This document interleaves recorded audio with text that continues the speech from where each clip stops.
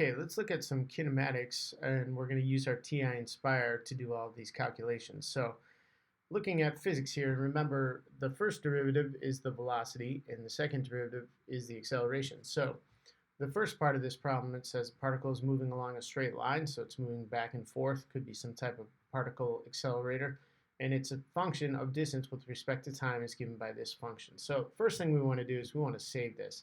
And I recommend just using the same exact variables in whatever problem you have, because it keeps it easiest when you go to do different parts of the problem. So I'm going to go ahead and enter this in as my function, plus 60t minus 8.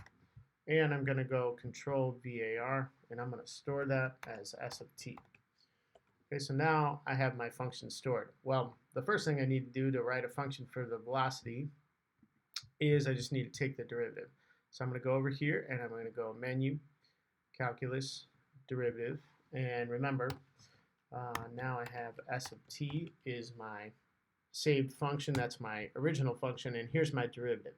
So I'm going to go ahead and store this as v of t, but also I'm going to write my answer because now I have part A, right? So over here I know that now v of t equals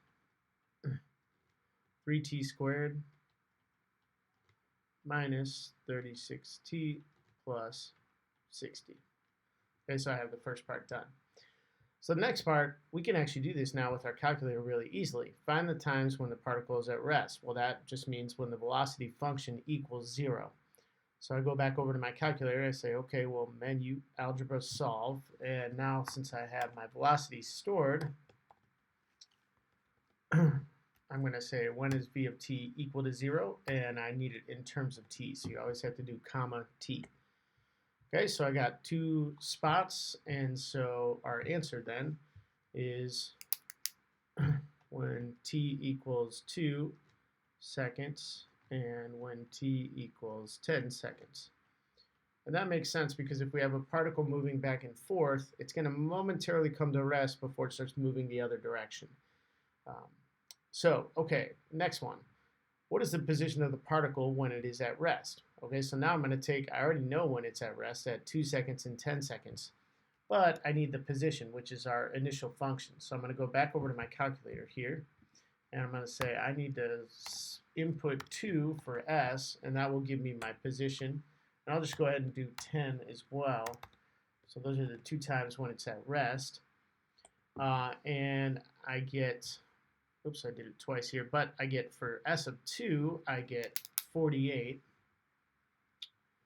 Okay, I'm not actually given a parameter here. It's not meters or something like that or centimeters. So I'm just going to say s of 2 equals 48.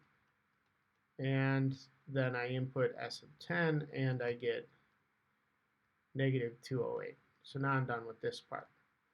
Okay, so I'm going on to the next part here. Let's fix this 8. Going on to the next part here, and I say write a function for the acceleration of the object at, for a of t, right? So I need to get my acceleration function. So I'm just going to go back over. Remember, I have my velocity saved now, so I can just take the derivative of velocity, and that'll get me to my second derivative, which is acceleration. So I just say this, d over dt of v of t, and now I have my acceleration function, okay?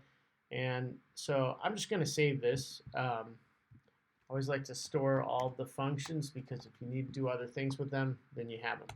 Okay, but I'm also going to write my answer over here. So I'm going to go back over here and say, okay, well that means that acceleration equals 6t minus 36.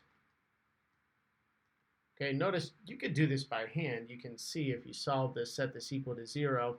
For the next part, right? It says find the times when the acceleration of the particle is 0. You could do it by hand, but you could also just use your calculator and go algebra, solve, and now I want my acceleration equal to 0, right? So, oops, let's type that correctly.